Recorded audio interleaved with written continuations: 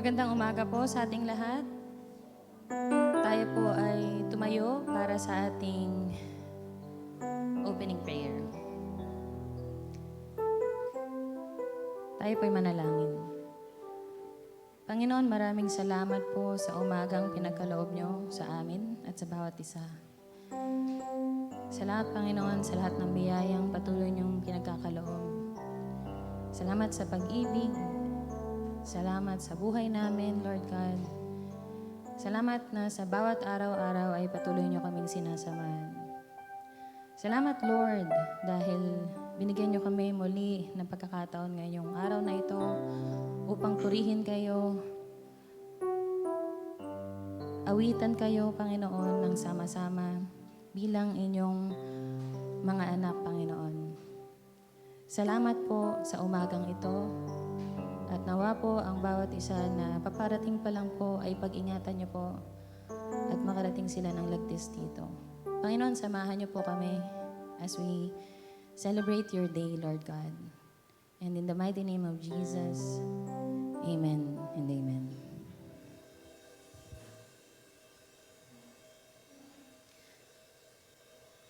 Tayo po ay sama-samang umawit sa Panginoon.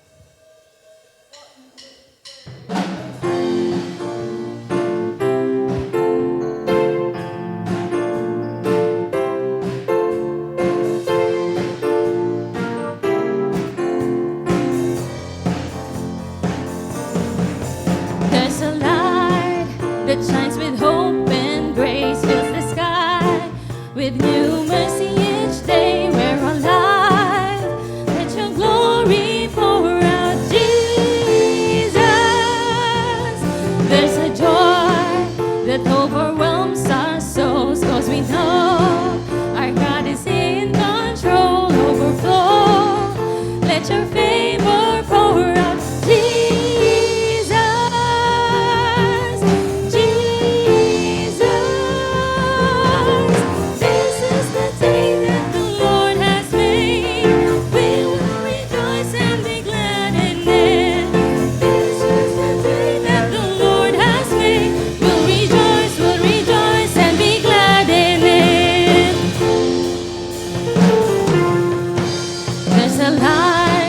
That shines with hope and grace, fills the sky with new mercy each day. We're alive. Let your glory pour out, Jesus.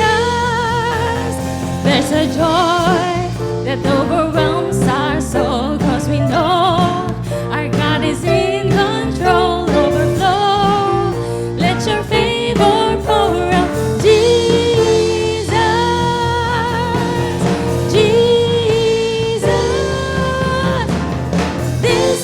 Day that the Lord has made, we will rejoice and be glad in it. This is the day that the Lord has made. We'll rejoice and be glad in it. This is the day that the Lord has made.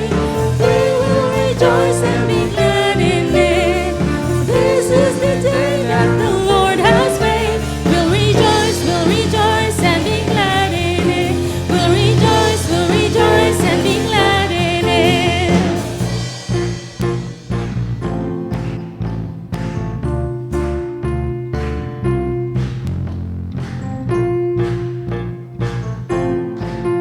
Let's sing together.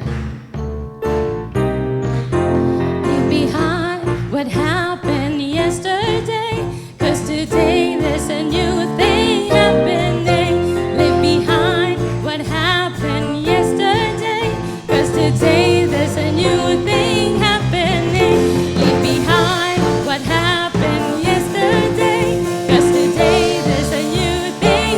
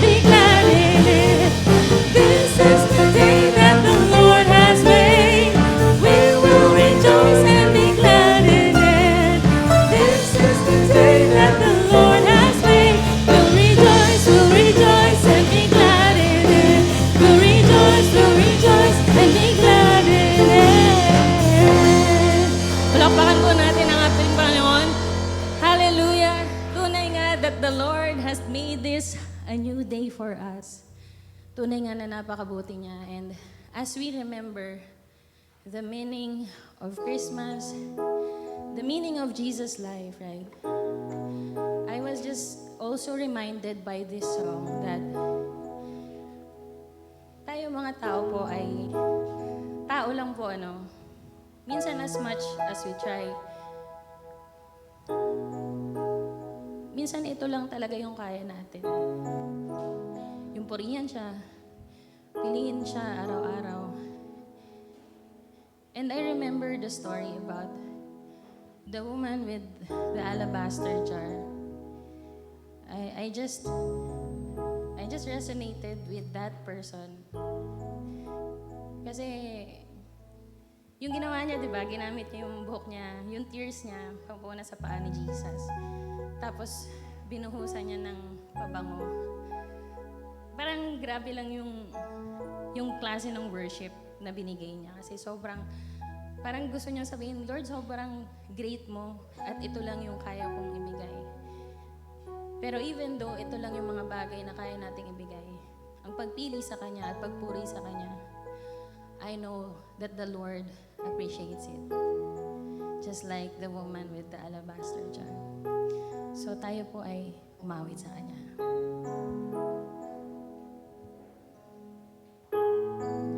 This alabaster jar is all I have of worth. I break it at your feet, Lord. It's less than you deserve. You're far more beautiful, more precious than the oil. The sum of my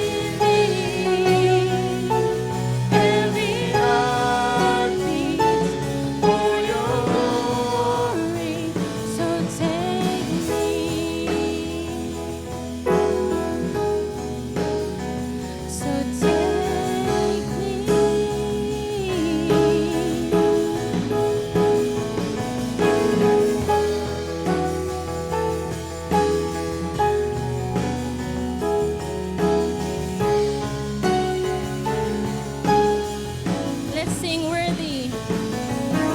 Worthy, worthy, you are worthy, worthy is the Lord. Worthy, worthy, you are worthy, worthy is the Lord. Worthy, worthy, you are worthy, worthy is the Lord. Worthy, worthy, you are worthy, worthy is the Lord. Let's sing Here I Am. Here I am, take me as an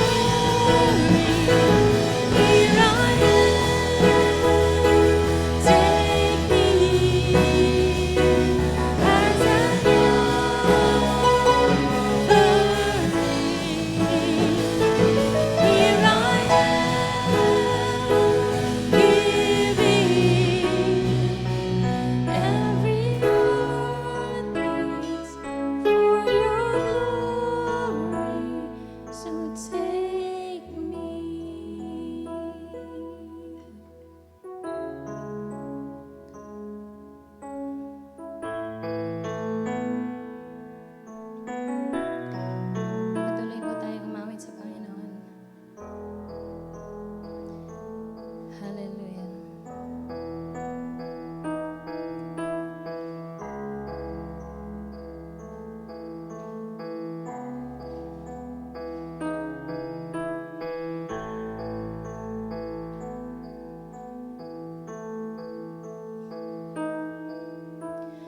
I just want to speak the name of Jesus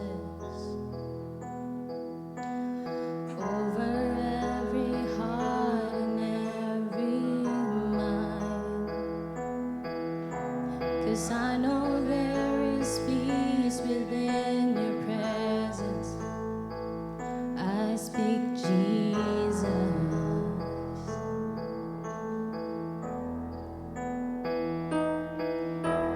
I just want to speak the name of Jesus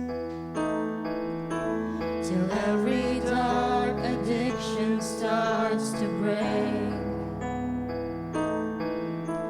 declaring there is hope and there is freedom.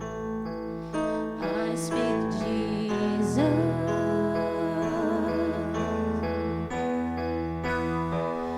Your name is power. Your name is healing. Your name is love. Break every stronghold. Shine through the shadows. Burn like a fire.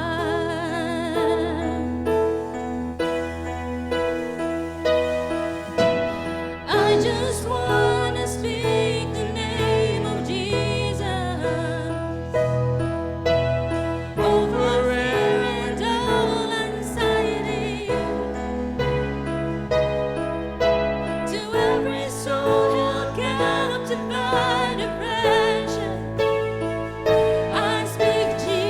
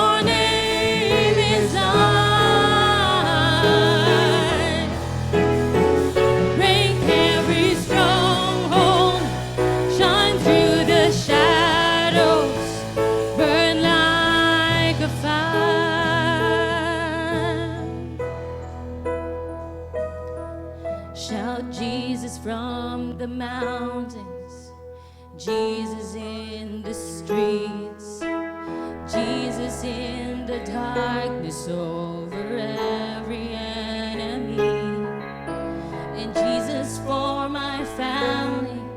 I speak the holy name, Jesus.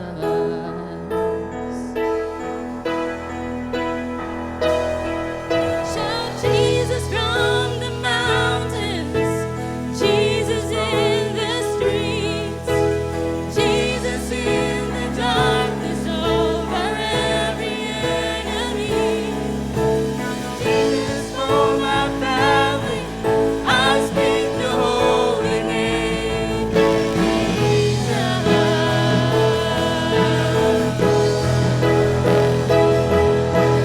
Jesus in the mountains, Jesus in the streets, Jesus in the darkness over every enemy, Jesus for my family. I speak the holy name, Jesus.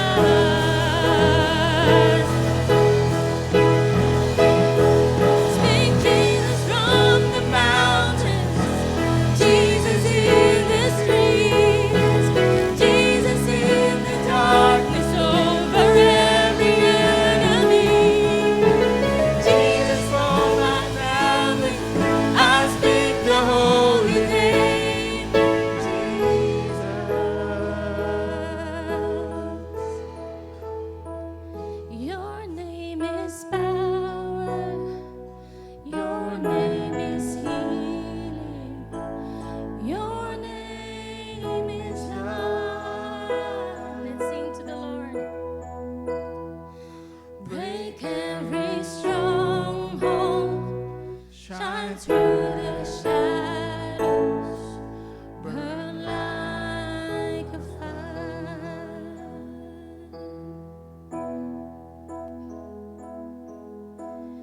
I just wanna speak the name of Jesus over every heart and every mind. 'Cause I know there is peace within your presence. I speak Jesus. Let's pray. Father God in heaven, we speak your name in every part of our lives. We speak your name in our nation and in this time of year. I pray, Lord God, na kayo po ang maghari sa buhay namin at sa bawat aspeto ng aming buhay, sa bawat relationships, sa finances, Lord God, and in everything. Lord, we continue to give back all the glory and praises to your name. In the mighty name of Jesus, amen and amen.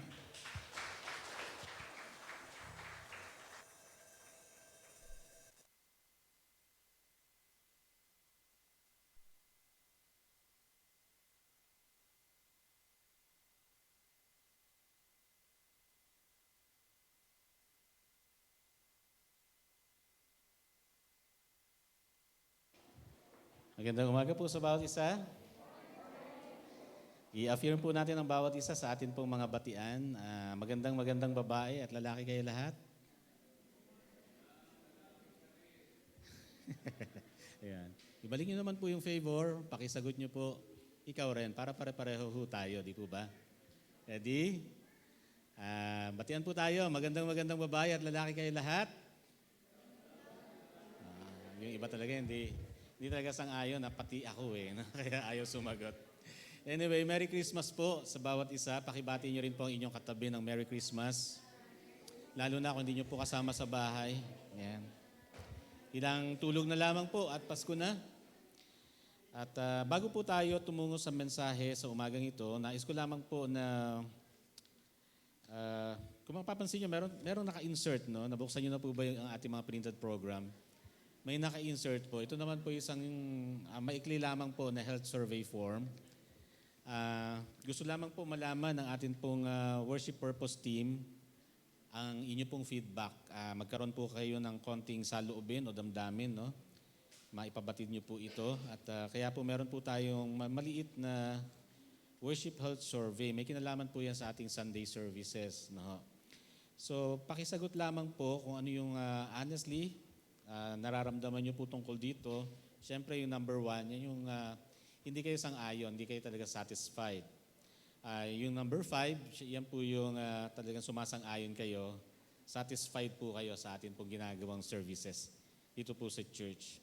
So yung number 1 nga po, nararamdaman ko ang mainit na pagtanggap ng ating iglesia. So pakibilugan nyo lamang po kung anong number yung gusto nyo. Again, yung number 1, kulang. Number 5, sapat. No? Pwede po kayong sumagot dyan. Pangalawa, napapalakas ako ng pangangaral ng salita ng Diyos at naabot ang aking spiritual na pangangailangan. So honestly, ano po yung inyong damdamin no, sa mga sermons na naririnig niyo po dito sa church. Pangatlo po, tumatatak sa akin ang musika at mensahe ng mga awitin. Kung kayo po nakaka-experience ng first service natin, meron po tayong mga hymns. Sa second service naman po, kagaya ng ating na-experience ngayon, meron po tayong praise and worship na ginagawa. So kumusta po yung pakiramdam natin sa ganyan? No? Pang-apat po, may kaayusan ng pagsamba at pagkakasunod-sunod ng programa. At pang-lima po, hindi ako magdadalawang isip na ipag-anyaya ang pananambahan sa aking mga kaibigan. So please, pasagot lamang naman po. Kung wala ho kayong ballpen, pwede ho kayong manghiram mamaya. No? Sa usher's table, may ballpen po doon. Pero gusto po namin itong i-collect. Ngayon pong araw na ito, wag nyo na po itong iuwi. Okay? Gamitin po natin yung time na meron tayo habang nandito para magsagot kasi bilog-bilog lang naman po. Pero ini-encourage din po ang bawat isa na magbigay po ng inyo pong nais na imongkahi. Meron nga rin po palang gusto pang malaman ang worship purpose team maliban sa nakasulat na hindi po nailagay. So pakisama na rin po kung kayo ay bibigyan ng pagkakataon na mamili kung anong oras po yung service po natin, pakisulat nyo po dito sa mungkahi anong oras. Okay? Nagigets po ba natin? At gaano katagal? Isang oras kalahati, 2 oras na service ang gusto po ninyo kapag Sunday. So yun po ang pakidagdag lamang po. Gusto po naming malaman ang inyong opinion dun sa bagay na yun. So kung bibigyan kayo ng pagkakataong mamili ng oras ng pagsamba po natin, anong oras po yun at gaano katagal? So isama po ninyo yun sa inyo pong mungkahi na isusulat po dito. So I hope that is clear. So pakibalik po ito mamaya dun sa usher's table bago po kayo umuwi. Na sana po ay may sagot na. Okay? So, yun lamang po. Nagpapatuloy po tayo sa atin pong series. At we will conclude actually the series that we have for this month. At ito po ay The Gift. No? Muli po, nais ko lang anyayahan ng bawat isa na tumayo as we read the Word of God together. Matthew chapter 2, verses 10 and 11 mula po sa New Living Translation. Sabi po diyan, when they saw the star, they were filled with joy. They entered the house and saw the child with his mother Mary, and they bowed down and worshipped him. Then they opened their treasure chests and gave him gifts of gold, frankincense, and myrrh. Pagpalain ng Diyos ang pagkabasa ng kanyang salita. Salamat po. Mari na kayo ulit makaupo. Okay, gusto ko lang mag-share ng isang kwento for the third time. At ito po tungkol sa isa pong babae na meron pong 3 kaibigan. At yung pong 3 kaibigan po nitong babaeng ito ay very eager na magbigay sa kanya ng regalo. May ganun pa kayong klaseng kaibigan? Bang hindi na makapaghintay? Gusto kong magbigay ng regalo sa kaibigan ko eh. Mapalad po itong babaeng ito kasi may 3 siyang kaibigan, very eager na magbigay sa kanya ng regalo. Yung isa po niyang kaibigan, yung una, ay isa pong florist at meron pong may-ari ng flower shop. Pangalawa po niyang kaibigan ay isang baker at may-ari rin po ng isang bake shop at nagtitinda ng pinakamasasarap na cake dun sa kanilang lugar. Yung pong kanyang pangatlong kaibigan na very eager magbigay sa kanya ng regalo, ay isa naman pong mayaman na may-ari po ng isang wine shop dun po sa kanilang lugar. Okay? So very eager po sila na magbigay ng regalo. At dumating nga po yung time na magbibigay na po sila ng regalo. Yung una po niyang kaibigan, ano nga po yon? Florist, may-ari ng flower shop. Alam niyo kung anong regalo? Isang napakagandang bouquet. So tinanggap po niya, nung ibinigay sa kanya, sabi niya, wow, ang ganda ng bulaklak na ito, maraming salamat. Dumating po yung kanyang pangalawang kaibigan. Ano po yung gawain ng kanyang kaibigan? Pangalawa? Isang baker, may-ari ng paggawaan ng cake sa kanila pong lugar na masarap. And so, dumating po at nagbigay sa kanya ng regalo. Wow, isang napakagandang cake. So, tuwang-tuwa ho siya. Sabi niya, wow, meron ako isang napakagandang flower. Meron pa ako isang napakasarap na cake. Dumating po yung pangatlong kaibigan. Ano nga po yung pangatlong kaibigan niya? May-ari ng wine shop sa kanilang lugar. So, very excited po siya. At ito po, dumating yung pangatlong kaibigan, may dala-dala pong isang malaking kahon at iniabot po sa kanya. Nung tinanggap po niya, ay parang may nahipo po siyang medyo basa sa ilalim ng kahon. Tanong niya, ano ito? Tapos kinuha po niya yung kanyang kamay na nabasa doon sa kahon, tinikman po niya. Tinanong niya, wine ba ito? Sabi po ng kanyang kaibigan, no, pero sigurado magugustuhan mo yan. Gustong-gusto mo yung regalong yan. Binalik po niya yung kanyang kamay doon sa ilalim ng kahon at sinalat-salat yung nababasa doon at tinikman ulit. Hindi mo, champagne ba ito? Champagne? Sabi niya, hindi, pero matutuwa ka sa regalong yan. Ano nga ito? Diba, gusto mo maging for parent?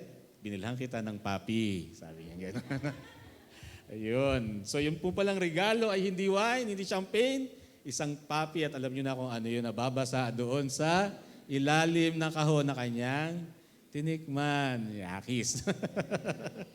Okay, kaya mahirap po ang nanghuhula ng regalo.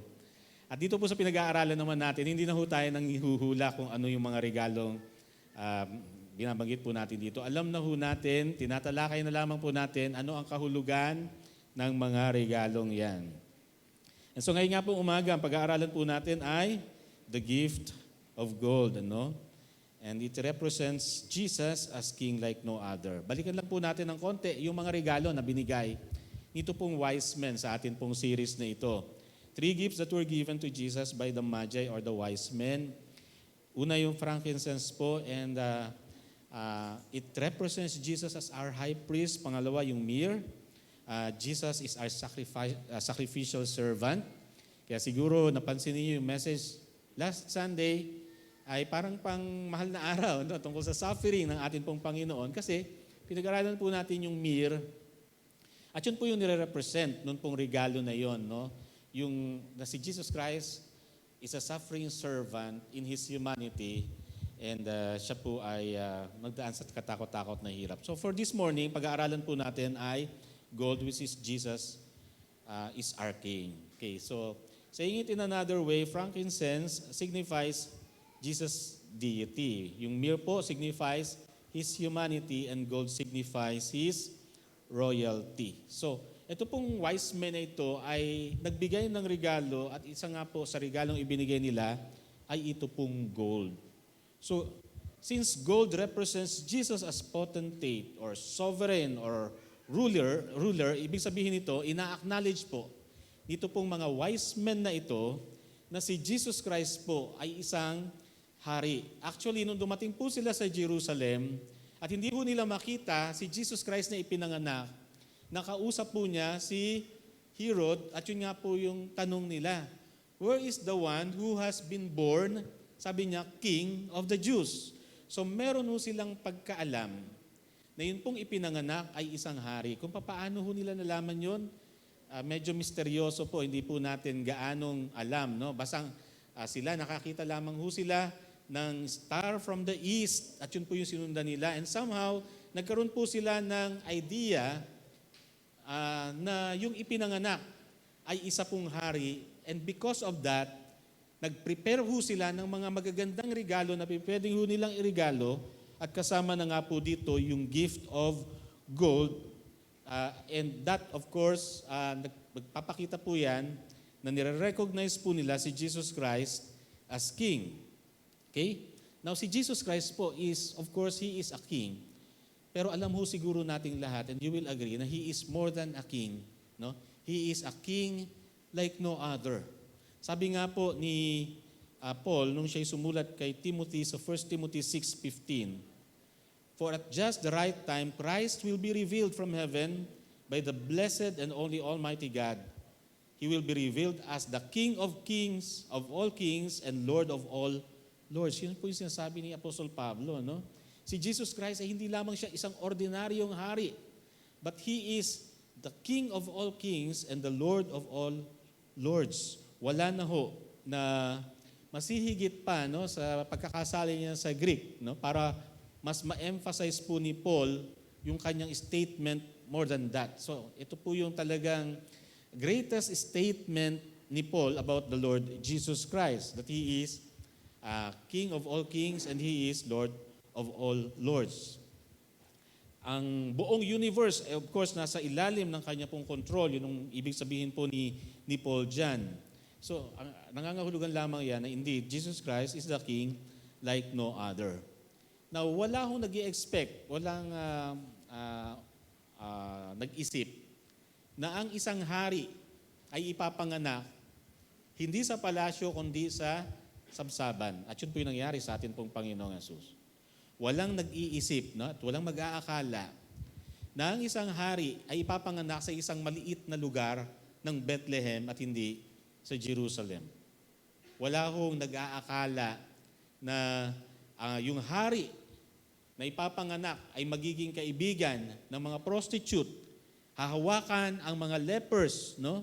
At makikihalubilo sa mga makasalanan na itinuturing po nung panahon nila ng mga marurumi. Sinong hari ang gagawa ng mga bagay na yan, pero ginawa po yan ng atin pong Panginoong Jesucristo?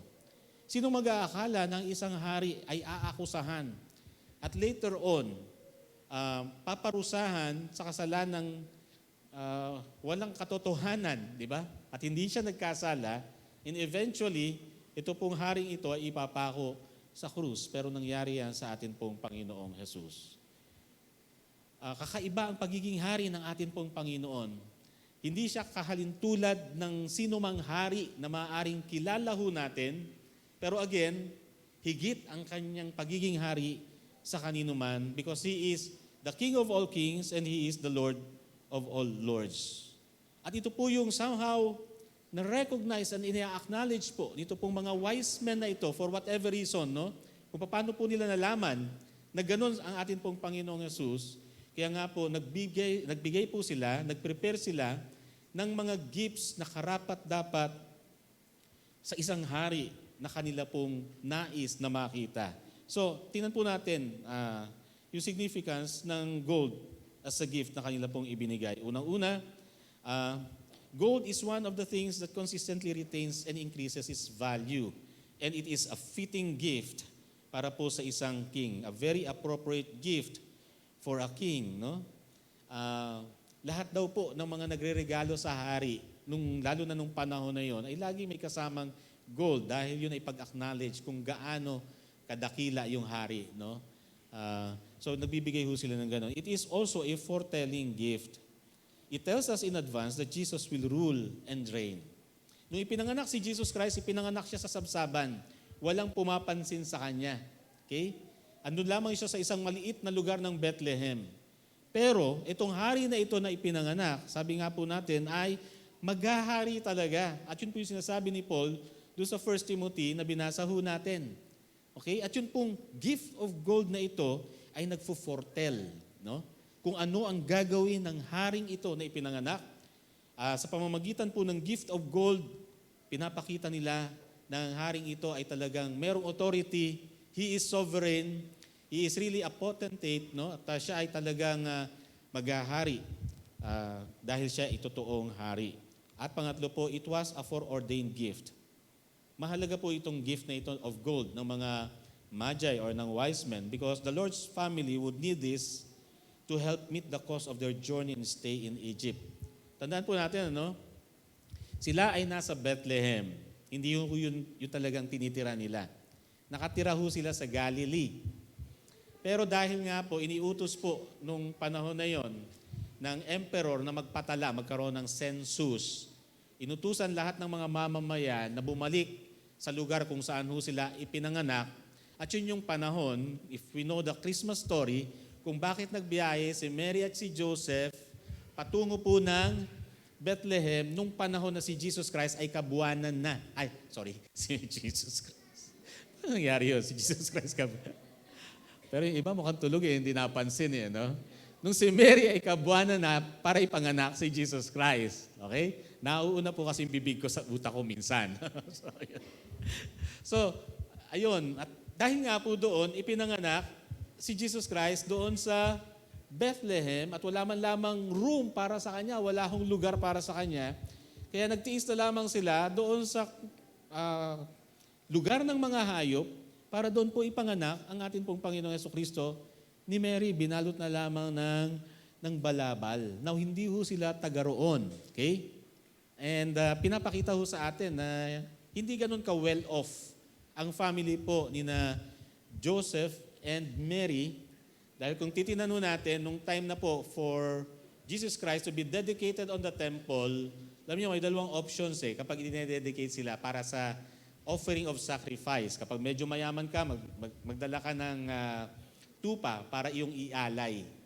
Pero kung mahirap ka naman at wala kang kakayahan, may provision po yung batas nila na pwedeng isang pigeon o kaya naman ay kalapati na lamang ang ialay.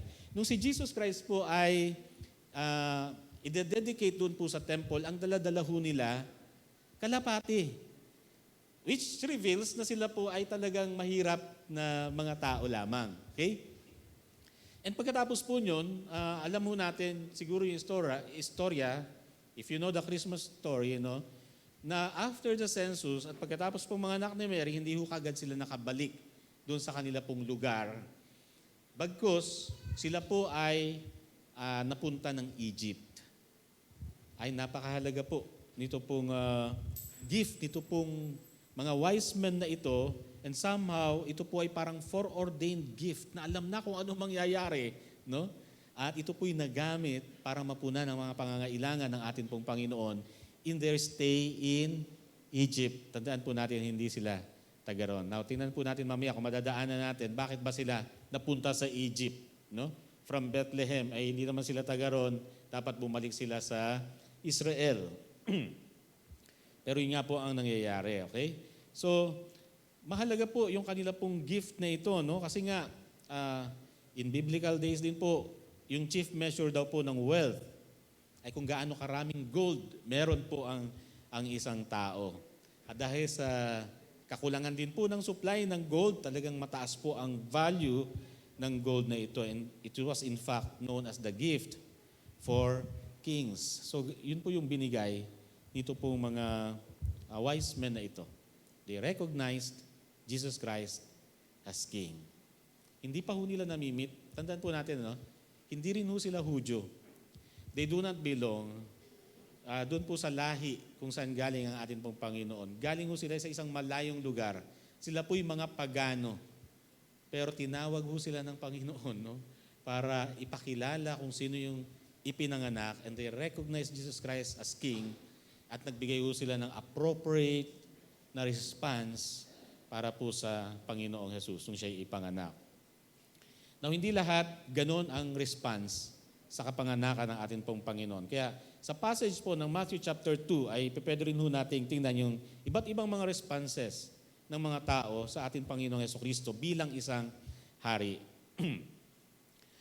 Bagamat established po na si Jesus Christ is King, and He is not an ordinary King, He is a King like no other, and He is the King of all kings and the Lord of all lords. Again, hindi po lahat natutuwa sa konseptong yon, sa katotohanan yon. Isa na po dyan si Herod. He opposed Jesus as King. So alam po natin yung istorya, He claimed that he wanted to worship Jesus. Kasi ganito yung pangyayari, naglakbay yung mga magi o yung mga wise men. Ang basis nila sa paglalakbay kung saan sila pupunta, yung star na kanilang nakita, and na-determine nila, mukhang doon yun sa may gawi doon, at mukhang sa lugar ng mga Hudyo yun, At nalaman nila sa pamamagitan ng star na yun na ipinanganak ang isang hari, and so naglakbay ho sila. Pero nawala po kasi yung star. And so they are at a loss. Saan tayo pupunta ngayon? Saan natin nahanapin yung ipinanganak na hari ng mga Hudyo? Kaya po napunta sila sa Jerusalem kung saan naroroon si Herod, which during that time ay meron pong title na King of the Jews. Now, pansinin po natin, siya yung nakausap ng mga wise men. At nagtanong sa kanya yung mga wise men, at ang tanong ay, where is the one who has been born King of the Jews? Para kay Herodes, ako yun eh. Di ba? Sabi pa nung mga Magi, we have come in order to worship Him. So, gusto nilang magbigay ng reverence. Ang expectation nila, yung king ay dapat nandun sa Jerusalem kasi nandun yung lugar ng mga hari, no? Kaya dun sila napunta. Okay? Ito si Herodes, nagpretend na gusto niya sumamba rin sa Panginoon, but actually in his heart, siya po ay talagang nagpupuyos yung galit. Dahil bakit may sinasabing ibang hari ay ako nga yung hari, no? Pero pinagtakpan niya yon at pinatawag niya yung mga teachers of the law during that time para tanungin kung nasaan ipapanganak yung Messiah, yung hari ng mga Hudyo. Okay? And matapos itanong yun ni Herodes at nalaman niya, siyempre, yun po yung direksyon na natutunguhin po ng mga wise men. At ang sabi po ni Herodes, pag nakita ninyo, bumalik kayo para ako man ay sumamba sa kanya. But in his heart, kailangan mawala siya dahil ako lamang ang hari. Okay? Kaya nga nung nalaman niya na niloko siya, actually, parang pangit na word yung niloko no? Naisahan siya. Pangit pa rin.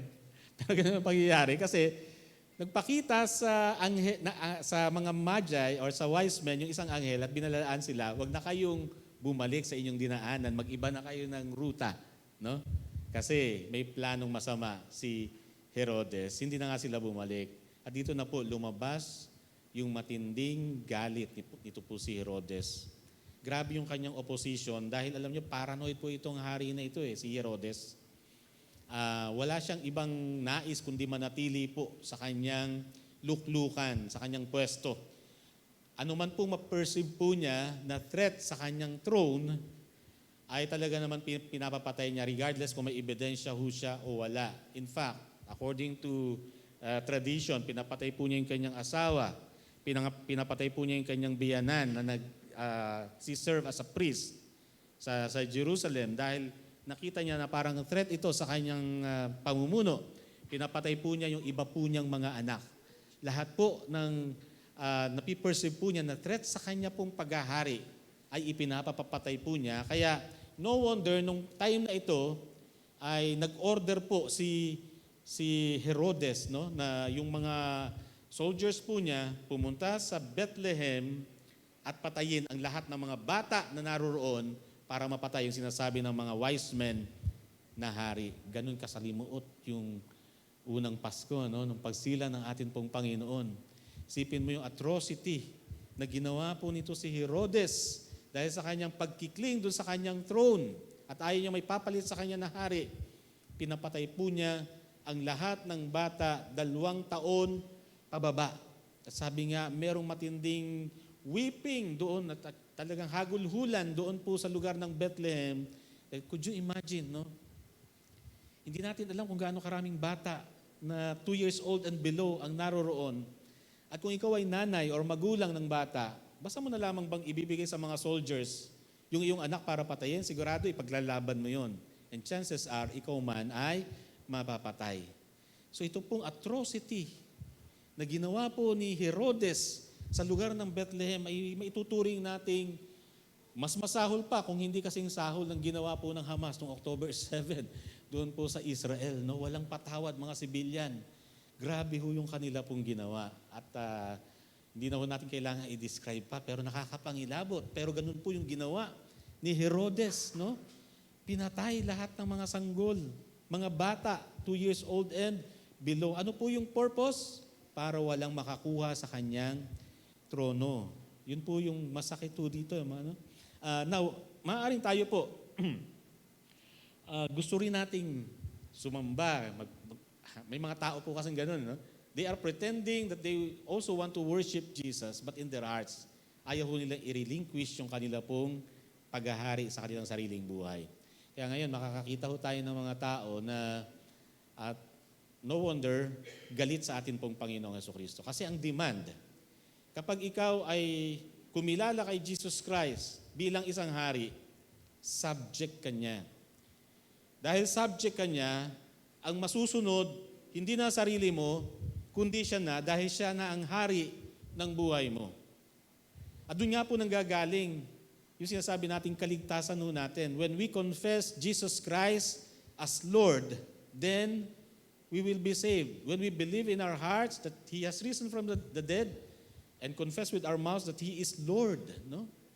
We will be saved, sabi doon, no? Alam niyo, kailangan po yung confession natin na siya'y Lord, siya'y King sa buhay ho natin. At marami mga tao ang ayaw gumawa niyan, and therefore, they would oppose the Lord Jesus Christ. Kaya nga ngayon, kahit nagdiriwang ng Kapaskuhan, ang mga tao po magdiriwang sa iba't ibang mga kadahilanan maliban sa pagsilang ng ating pong Panginoon. Pansin niyo po ba yun? Marami hong nagdiriwang sa panahon na ito, pero hindi na tungkol sa ating pong Panginoong Hesukristo. In fact, kapag isiningit mo ang Panginoong Hesukristo sa pagdiriwang, they will oppose it. They do not want to recognize Jesus Christ as King. Pangalawa po, na response is the response of the Jewish leaders. They dismissed Jesus as King. Now, they did not necessarily oppose Jesus Christ during that time, no? Pero imagine po natin yung story. May naglakbay mula sa napakalayong lugar, pumunta sa Jerusalem, nakipag-usap sa kanila at nagtatanong, nasaan ang hari ng mga Hudyo na ipinanganak? Dahil sa sila eksperto sa kautusan, alam nila nakasulat sa kautusan ni Moses, sa mga prophecies. At nasabi ho nila, based on Micah chapter 5 verse 2, ipapanganak sa Bethlehem. Ang layo daw po ng Bethlehem sa Jerusalem ay mahigit 5 miles lamang. Pero matapos yung sabihin yon ng mga religious leaders, wala na ho silang pakialam. Hindi ho nila sinamahan yung mga wise men sa paglalakbay patungo sa Bethlehem. Meron ho silang alam. Tama yung kanilang alam, pero wala ho silang pakialam. Yun ang problema. At marami hong taong ganon sa panahon ngayon. Si Jesus Christ, alam ba nating hari? Alam ba natin kaya may Pasko, pinanganak ho siya? Oho, alam ho nating lahat yun, di ba? Alam ba natin na kaya pinanganak si Jesus Christ para iligtas tayo sa ating mga kasalanan? Opo, alam ho natin yun. Halos lahat ng tao alam yun. Now, ang kasunod nga lamang nun, pag nagdiriwan ng Pasko, so what? Di ba? Meron akong sarili kong plano. Ang plano ko ngayong Pasko, magbiyahe. Ang plano ko ngayong Pasko, syempre mag-holiday, magkaroon kami ng family reunion, umattend ng mga party, no? Pero, kumusta po ang plano natin para gawing sentro ang Panginoong Hesukristo? Naisip na ho ba natin yon? Now, hindi ko sinasabi na kung kayo magpa-party, masama yon. Hindi ko sinasabi na kung kayo magpa-family reunion, masama yon. Kung kayo magbabiyahe, dahil ngayon ay bakasyon, masama yon. Hindi ko sinasabing ganon, di po ba? Pero alam niyo ho, dapat, hindi lamang natin alam na kaya may bakasyon, kaya tayo makakapag-family reunion, kaya magagawa natin anumang mga activities natin dahil sa okasyon. At ang okasyon ay ang kapanganakan ng ating pong Panginoon. Yun ang ating inaalala. Pero marami hong mga tao ngayon, at sana hindi ho tayo kasama doon, hayaan po natin magbigay ito ng paalala sa atin dahil ilang tulog pa naman bago magpasko, no? Isama ho natin sa plano ng pagdiriwang ang Panginoong Hesukristo dahil siyang dahilan kung bakit may Pasko. Ang hari ay ipinanganak. Okay? Wag ho tayong maging kagaya ng mga Jewish leaders na marami pong alam pero walang pakialam. Magandang paalala po ito. Sana nga po, pag nagdiwang tayo, we'll find ourselves na as a family, we pray together, thanking the Lord. Salamat Panginoon, pinanganak ka. Salamat Panginoon dahil kayo ay nagkatawang tao. You are Emmanuel, God is with us. Yan ang essence ng Pasko eh. Marami pong mga tao ngayon dismissive sa katotohanan po na yan. No?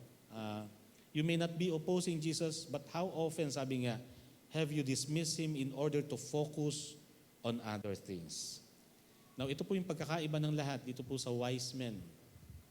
And in giving this gift of gold, napakaganda po ng lesson na ibinibigay po sa atin. No? Tingnan po natin yung seriousness of their desire. Not just to see Jesus, but even to worship Jesus because they know hindi lamang ito ordinaryong hari. He deserves the worship, no?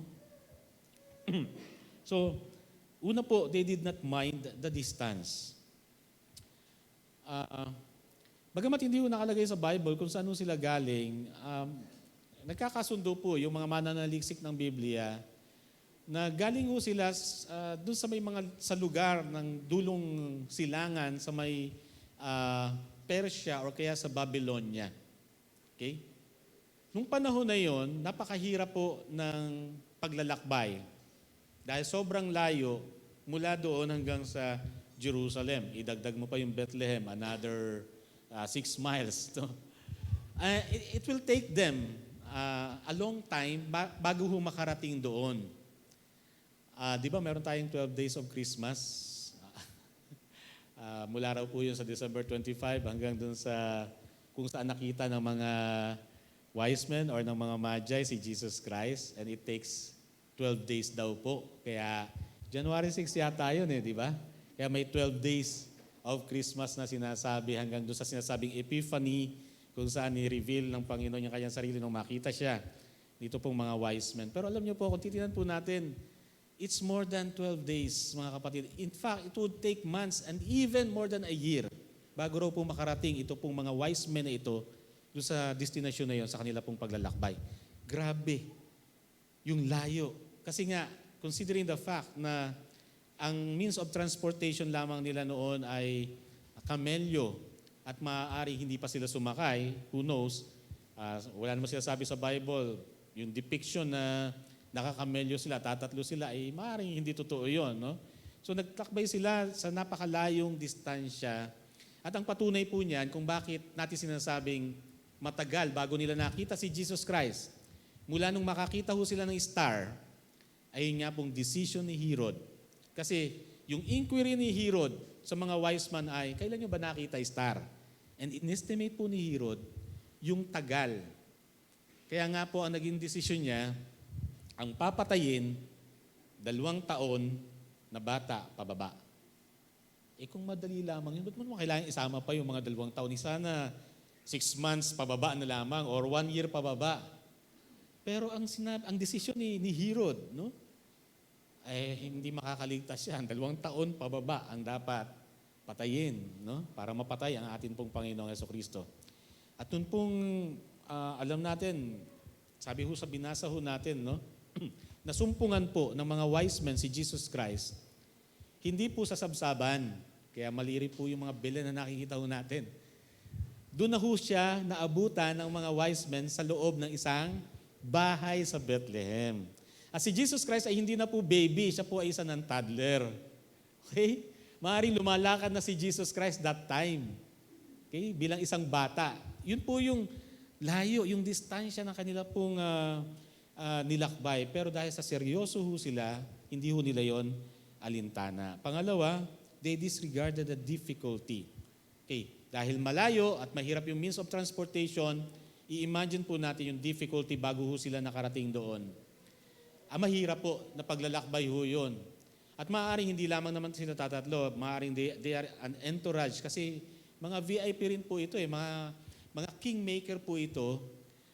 Bagamat hindi sila mga kings, ay mga kingmakers po ito. So maaaring meron silang mga security, malaking grupo ho sila.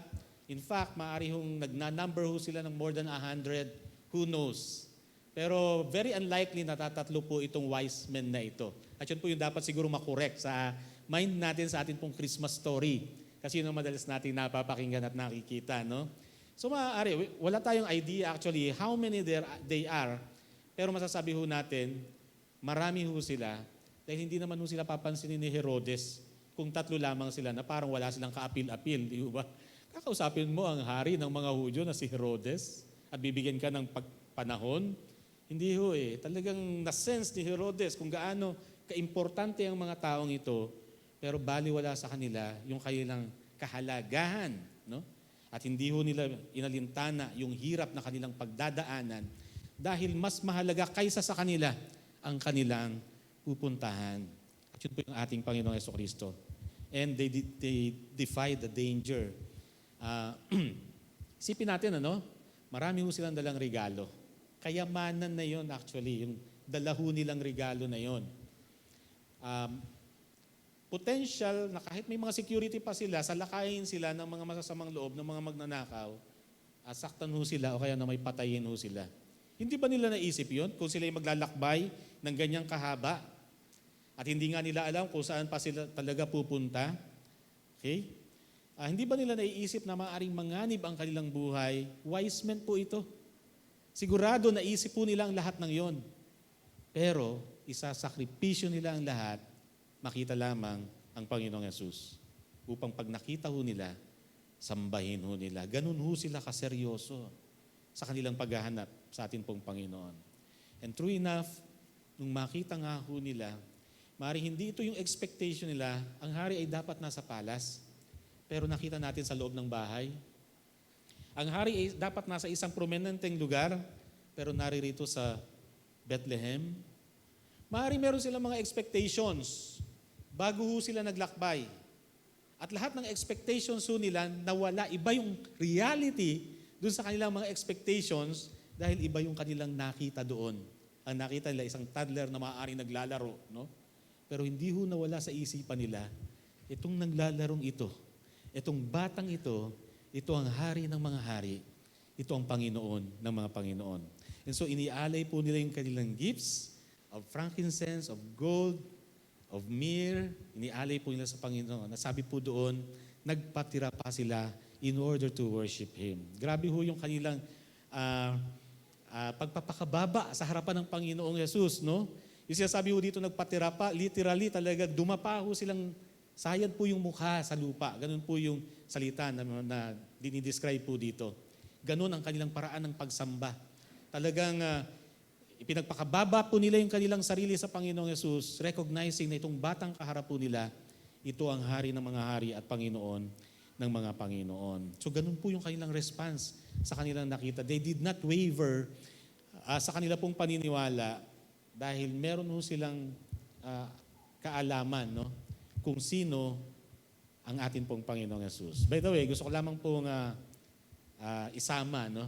Nasabi dito, they bow down and worship Him. Hindi ko sinabing, they bow down and worship them. Isa lamang po ang sinamba. Sino po yung nandoon sa bahay? Si Joseph, si Mary, si Jesus. They bow down and worship Him, hindi po them. Si Jesus Christ lamang talaga yung kanilang sinasamba. Mga kapatid, hindi ko kasama si Mary sa sinamba ng mga wise men. Di ba? So magandang makita rin ho natin yun. No? Yung bata, yung kanila pong sinamba. At yun po yung kanilang response, no? When they saw and they realized na sila po'y nakatayo sa harapan ng isang hari ng mga hari. Walang yung kanilang pagsambang inialay ay nakatuon dun sa kung sino si Jesus Christ. Kasi wala naman silang pakinabang kung tutuusin. Alam nyo, maraming mga tao, they want to worship God because they are being blessed by God. Marami sila natatanggap sa Panginoon and so they are worshiping the Lord. Ito pong mga wise man, hindi eh. Wala hong provision sa kanila whatsoever. Sila po yung nag-provide pa kung tutuusin. Pero they worship God, they worship Jesus because of His person, not because of His provisions.